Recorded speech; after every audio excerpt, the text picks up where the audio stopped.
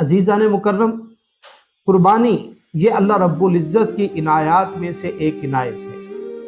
یہ حضرت ابراہیم علیہ السلام کی سنت ہے جس کو رسول اکرم صلی اللہ علیہ وسلم نے متواتر اپنایا ہے اور امت کو اس کا حکم دیا ہے۔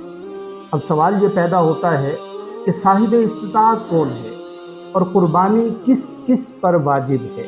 تو اس کے لیے اسلام نے 4 شرائط دی ہیں۔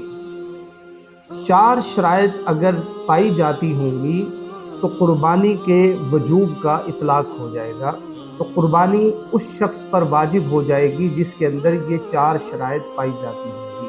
پہلی شرط ہے اسلام کا ہونا، یعنی شخص کا مسلمان ہونا لازم ہے۔ کسی غیر مسلم پہ قربانی واجب نہیں ہوگی، مسلمان پر قربانی واجب ہوگی۔ دوسری شرط اقامت، یعنی وہ شخص مقیم ہو اپنی جگہ پہ۔ اگر کوئی شخص مسافر ہو تو اس پہ قربانی واجب نہیں ہوگی۔ اس کے لیے ضروری ہے کہ اپنے گھر میں، اپنے علاقہ میں، اپنے خاندان کے اندر بندہ موجود ہو تو اس پہ قربانی واجب ہو۔ تیسری شرط ہے صاحب نصاب ہونا۔ اس کی تفصیل میں آگے جا کے بتاتا ہوں کہ اس کا صاحب نصاب ہونا کیسے ہو۔